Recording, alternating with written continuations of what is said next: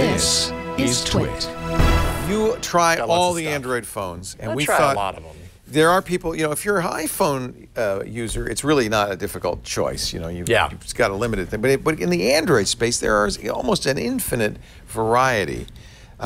So let's start. Let's take a look at some Android phones. So holiday gift guide for the holidays, 2 months away. You may not believe it, but it's true. Right around the corner, really. You're going to blink and it's going to be here. Wait a minute. Here comes the holiday gift guide music.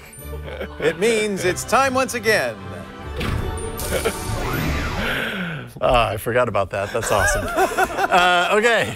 So I thought I would kind of go low, mid, premium tier for the most part, and then a little bit of a surprise. That actually is the good thing about Android is you can get an Android phone down to $200 and get a pretty decent phone. I mean, you can go even less than that, and we will on one of the phones that we're going to talk about today. But we're going to start kind of in the low end. And what do I consider low end? Probably kind of what you're talking about, right? Like 250, right around that area. If I looked at these phones and I didn't know what they were, I wouldn't know which the cheap one is. Well, yeah, isn't that weird? Because I feel like not very long ago, all the distinct tiers were very obvious when you looked at them. You'd see a cheap phone and be like, ugh, that just doesn't look good. Now they all have, you know, this is kind of low to high here. They've all got really nice front-facing glass. Everything's kind of rounded. Got the curved glass, the rounded corners. Yeah, got the curved glass. The back is nice. You know, there was a time when not every phone was done with aluminum and metal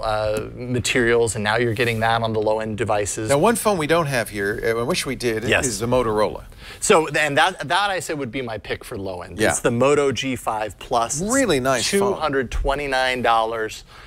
Metal body, plastic frame around the edge, but it's done. I mean, I remember Miriam Jouar brought this in All About Android, and I pawed the phone for a little while, and I was struck by how premium it felt, especially considering the price category. Snapdragon 625, 1080p LCD display, very nice camera, 12 megapixel f1.7. And you like the images that you... Yeah, it actually did a really great job. It's actually a similar camera to what you find in the Galaxy S7, but without all of that image processing. Some of the low light stuff I expected to be a little bit better than it actually was for 1.7, but still, for this price category, if you're low end and you want great pictures, I would probably say this. This is a Lenovo company now. Google sold them to the Chinese company Lenovo. But the Chicago team that made the Motorola X is still in place and is still designing these phones, right? So I think these are still have a lot of the spirit of the Moto X, which means a very clean Android with some nice Motorola extensions. I really continue to like these phones. I think they're very good phones. And $229. $229, and I believe you can even get that less if you get it through Amazon as a Prime subscriber and get lock screen ads. You can get that down to like $170 or something. And Motorola has been very good about keeping them up to date, right? The Google security patches. Yeah, they've done surprisingly well. I think a lot of people expected it to be horrible, and they've done a reasonable job keeping things updated. That's pretty important. I mean, we aren't going to really mention it, but in general, you don't want to buy an Android phone that's not going to get updated. That's critical. But you know, it's such a hard thing to know. I mean, you know, sometimes even past behavior isn't a good indicator of what you're going to get out of your phone. That's just the challenge of Android. I don't know if this is necessarily a runner-up, but it's a phone in this category that I've been playing around with that I've been reasonably happy with. It's the Asus Zenfone 4 Max, which is $200. That's a great price. 5.5-inch IPS display, Snapdragon 430, 3 gigs of RAM, a dual 13-megapixel rear-facing camera. Now, you're not going to get portrait mode out of that. The dual gives you regular and wide angle. But the reason for Max in the name is that this has a 5,000 milliamp hour battery. That's huge. So if instead, you know, maybe the Moto G5 Plus is if camera is important to you, maybe think about this one if the battery is really important. I mean, the battery life has been phenomenal on this thing. I hardly ever have to charge it, and I've been using it for probably about 5 days now. You know, what really we're seeing is this would have been a flagship phone 2 years ago. Yeah. But the features of a flagship phone from a couple of years ago are now migrating into the low-end phones. And you know what? 2 years, that's not a big deal. Nah. It's got a decent camera, but not great. Is that?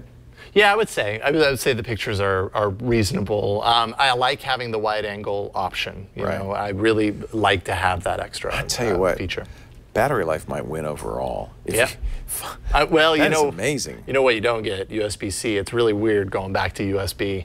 Oh, I missed that. I missed that. Standard USB. That's but micro hey, USB. And it looks like, is there a headphone jack on the other side? there is headphone jack. And the Motorola has a headphone jack too. Yeah. Okay, So but there you go. That's some of these phones do not. In fact, this next phone. That's the Asus ZenFone 4 Max. Okay, so mid-range. Yeah. I feel like my recommendation here has changed very, very recently. If you remember Essential. Because of me, I changed your mind on this one.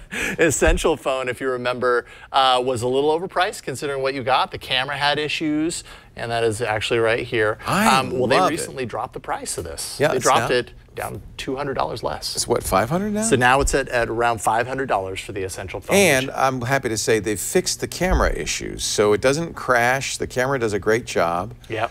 The only negative, I really love the feel of this in the hand. Doesn't it feel good in the hand? Yeah, I mean, so much of this phone, I feel like the big selling point, in my opinion, is the design, right? The premium materials, ceramic, titanium, it feels tight and compact. Of course, the trade-off for that is that it's not at all repairable. It's all sealed and glued, and if that doesn't bother you, then great. But I mean, you've got Snapdragon 835 processor in here, 4 gigs of RAM. It is a flagship.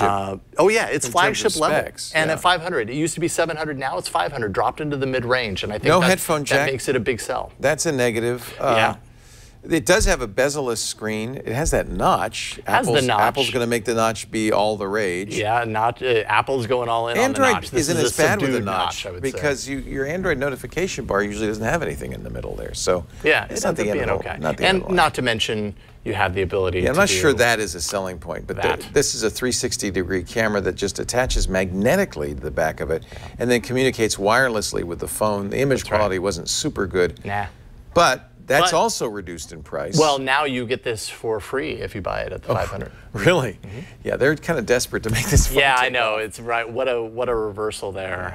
But I mean, I could actually recommend it now. It's actually a really great phone. I for like 500 this phone. bucks. Father Robert's inheriting it, and I think it's a surprisingly good phone now that they fixed the camera flaws. Runner-up, OnePlus 5. Also a great phone. Throughout the year, and it's held strong. It's been a great phone in this category. Good battery life too, right? $79. Yeah, excellent battery life, excellent pictures. This phone, if I remember correctly, takes great low light pictures. It has the portrait mode because it has the dual cameras.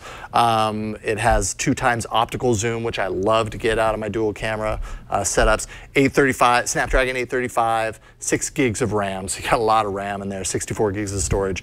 GSM only, so if that is a problem, keep that in mind here in the US. Not ideal for Sprint or Verizon. Right, exactly. 3,300 milliamp hour battery. I love the OnePlus 5. I think you get either one of these in this category and you win. Some criticisms of their Oxygen OS because of its that's right. snooping features, although they say they're going to make it possible to disable those. Yep. That didn't bother me too much, but it's something to be aware of. A lot of the phones are doing that. Everybody's snooping on you. Everybody's snooping on you. But that's really good. Okay, so then we're left with that's our mid-range. That's our mid-range. Now, this is where the rubber hits the road. Yeah. Because there's some really good choices at the high end. And before the past week had happened, I would have assumed that the Pixel, would be right up there. But it turns out I've spent the last month with a Galaxy Note 8. I love it too. And I gotta say, this is an amazing phone. Yeah. It's really, I know that a phone is really good because I use a lot of phones. I'm sure the same with you. When I can never get around to pulling my SIM out of it and put it in something else. Yeah. I'm like, if I don't, because usually with a phone, I hit my point. I'm like, all right, done with that, SIM out, put it back into my phone. This one, I never wanted to take it out. The best screen of any phone on the market, easily. Yeah. Absolutely one of the best, if not the best cameras. Amazing photography. Love the pictures on this phone. The only negative, and it does have a headphone jack, which I'm very glad this year. The only negative is the positioning of the fingerprint reader to the point where every once in a while the camera will say, you'll get better pictures if you clean off my lens. I hate the fingerprint reader is right next to the lens and feels the same, and it's just bad placement. And because the Note is so tall, and you hold usually a phone with the bottom half of the phone, when you want to reach that fingerprint reader, you got to do some gymnastics with your fingers in order to hit it, and then you end up tapping the camera instead. Horrible placement. I have to imagine they're going to change that because also I have here S8 Plus, and again, it had the they had a chance to fix it, and they didn't. They didn't this year. I think they're probably going to do it next year. But you know what? I have iris on both these, iris scanning. Do you use the iris scanning? Yes, and that works most of the time for me. Okay. Yeah. All right. And when it doesn't, I'm just reaching for that fingerprint. I don't use the S Pen. Are you an S Pen kind of guy? No, you know I'm not. No, I don't either. But yet I still like the phone. It's if you like handwriting, if you like drawing, it is a great. You know, it's the only, really one of the few. I think there's one other phone with a stylus. It's definitely the best, stylus phone. I'm not crazy about the 2:1 aspect ratio. That's so tall. It's tall. I guess I've gotten used to it because I think at first it felt a little stretched out, but I'm a tall guy, so maybe it speaks to me. Do you ever send sparkly messages? I did that once with my kids. They thought it was cool. Just once. Just once. Yeah. It gave me a reason to use the S Pen, let's say. And then I would say runner-up, depending on how all this stuff happens with the Pixel. It's really hard to recommend the Pixel 2 XL or the Pixel 2 at this point, considering what we know. But it is Google's flagship. It's close to what Google's working towards. There's some value there. The update aspects of the Pixel is always a big selling point. It's the most secure and will always be the most secure Android phone. Yeah, but it's really hard to say, without a doubt, this is the one to get, which is very different from any other year for me, because I'm super close to Google, and this is you have to wait until they fix this screen issue. Yep. I am convinced they will. There's no way they can continue to sell this phone for a year if they don't. So either it's a Note 7 level disaster, or Google fixes it. Yeah. And my prediction is they'll fix it. They've got the money to fix it. They're going to find a way to fix it. And when they do, this will be easily the Android phone to get, I think. Yeah. And then I thought I'd do a stocking stuffer because you have another phone. Where have you been hiding it? Hidden down in the sleigh. It's in the sleigh. Oh, it's the jelly phone. Wait a minute, that's a joke. You're joking now. This is a phone smaller than your thumb. Oh, hey, there's some text messages. Maybe I'll keep the. So you've been using it? I used this for a while, actually. I felt ridiculous anytime I took a phone call on it. Put it next to your head. Make a. Hello. Has a little Zoolander vibe to it, right? Hello. But it's tiny and it's cheap, right? Yeah, it's $125. So 125 bucks. Android. This is the jelly compared to the Note 8, by the way. I mean, you could almost put two of them in there, and tall and to the side. That's crazy. Yeah, so it's a 4G phone, 125 quad-core, 1.1 gigahertz MediaTek processor. This thing is not a crunching, hardcore performance beast by any stretch. But it's a curiosity, and it'll fit in a stocking. 950 milliamp hour battery. Kid, this is a great first phone for a kid. Totally. The good price. I think honestly, and I said this in my review a few weeks back on this show, I feel like it's a good kind of like Android media player that happens to also take calls. Because you can load any music software on here. Music will sound the same. And it has a micro SD card slot, so you can store all of your library on there if you want. A headphone jack? It does have a headphone jack. Okay. Yeah, right up there. So yeah, it's a curiosity. Average?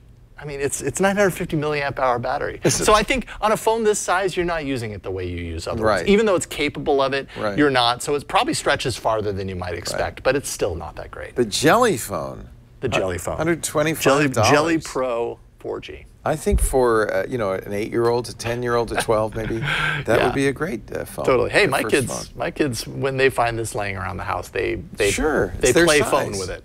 Yeah. It's as close to a phone that they're going to get anytime soon. Daddy's pretend phone. Yes. The Jelly phone. Well, there's some good phones here, and I have to say this is what is really great is that the top of the line flagship features are migrating down now, and you can for under $200 or maybe around $200 get a very, very capable phone. And that'll last you years. Yeah, I'm curious to see, because it's interesting over the years to watch the trends trickle down. I'm curious to know when this bezel-less approach will trickle down. Is that still a few years out? Oh yeah, no, I don't think it's that long. The only problem is, of course, limited, and this is Google's problem right now, is a limited supply of OLED screens. And only Samsung and LG make them. LG doesn't make them as good as Samsung does. Right. But LG is building a new 5th generation factory that's going to bring a bunch of more screens online. I think the demand's there. The companies are going to build the factories. You're going to see more of them. Yep.